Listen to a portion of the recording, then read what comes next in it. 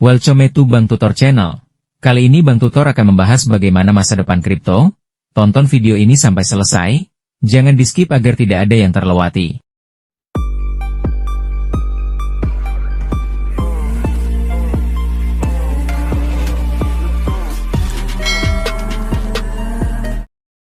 Oke, di sini Bang Tutor akan membahas sedikit tentang masa depan kripto dunia. Di dekade-dekade mendatang, dunia akan memasuki era baru di mana teknologi tidak lagi sekadar alat, melainkan fondasi yang menopang hampir seluruh aktivitas manusia. Di pusat transformasi ini, cryptocurrency dan teknologi blockchain berkembang menjadi kekuatan utama yang merevolusi cara kita bertransaksi, menyimpan nilai, berkomunikasi, hingga membangun sistem kepercayaan baru yang tak lagi bergantung pada institusi tradisional. Perlahan namun pasti, kripto mengalami evolusi dari sekadar aset spekulatif menjadi infrastruktur keuangan global. Bank-bank dan institusi besar yang dulunya meragukan kini mulai membangun teknologi mereka sendiri, blockchain privat, tokenisasi aset, hingga integrasi dengan mata uang digital bank sentral, CBDC. Di banyak negara, transaksi lintas batas yang dahulu memakan waktu berhari-hari kini hanya berlangsung dalam hitungan detik berkat jaringan blockchain terdesentralisasi yang menghubungkan pasar internasional tanpa batasan negara.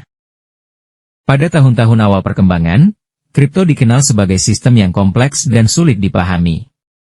Namun di masa depan, antarmuka menjadi sangat sederhana. Dompet digital terhubung secara otomatis dengan identitas digital berbasis blockchain, memungkinkan setiap orang melakukan transaksi, menyimpan dokumen penting, membeli aset, hingga mengakses layanan publik hanya dengan satu sentuhan. Teknologi ini bukan lagi sekadar inovasi, melainkan bagian dari kehidupan sehari-hari. Salah satu perubahan terbesar terjadi pada dunia keuangan. DeFi, Decentralized Finance, berevolusi menjadi DeFi 3.0, menghadirkan ekosistem yang aman, terukur, dan sepenuhnya terintegrasi dengan ekonomi dunia nyata. Pinjaman, investasi, asuransi, dan pembayaran otomatis dilakukan oleh smart contract yang transparan dan tidak dapat dimanipulasi. Masyarakat tidak lagi bergantung sepenuhnya pada bank tradisional. Mereka memiliki kendali penuh atas aset mereka, bebas dari biaya tinggi dan batasan birokrasi. Di sektor perdagangan global, kripto menciptakan perubahan monumental. Tokenisasi aset memungkinkan kepemilikan rumah, mobil, seni, hingga hasil pertanian direpresentasikan dalam bentuk digital yang mudah dipindahkan.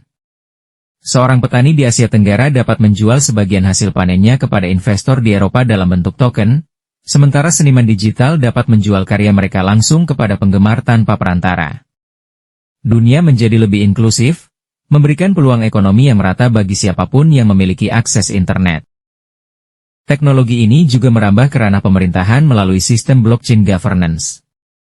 Proses pemilu dibuat lebih transparan, data publik menjadi tidak dapat dipalsukan, dan korupsi semakin sulit dilakukan karena setiap transaksi pemerintahan tercatat permanen dalam jaringan yang diaudit secara real-time.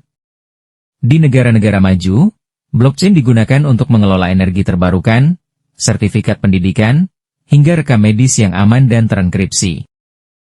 Namun, perjalanan menuju masa depan ini tidak selalu mulus. Regulasi ketat, peretasan, volatilitas harga, dan konflik antara sentralisasi serta desentralisasi tetap menjadi tantangan besar. Pemerintah di berbagai belahan dunia mengembangkan kerangka hukum yang seimbang, melindungi pengguna tanpa mematikan inovasi. Pada akhirnya, kripto menemukan tempatnya sebagai teknologi yang matang, lebih aman, stabil, dan terintegrasi dengan sistem global. Ketika dunia semakin digital, kepercayaan menjadi mata uang baru. Dan dalam ekosistem masa depan, kepercayaan tidak lagi lahir dari janji institusi, tetapi dari matematika, transparansi, dan algoritma yang dibangun di atas blockchain. Inilah era baru, di mana manusia dan teknologi hidup berdampingan dalam sistem keuangan yang lebih terbuka, adil, dan tanpa batas. Di masa depan itu, kripto bukan lagi sekadar tren, melainkan pondasi dunia digital yang benar-benar terdesentralisasi. Demikian yang bisa Bang Tutor sampaikan untuk edisi kali ini. Semoga video ini bermanfaat. Jangan lupa like, share dan subscribe. See you next video.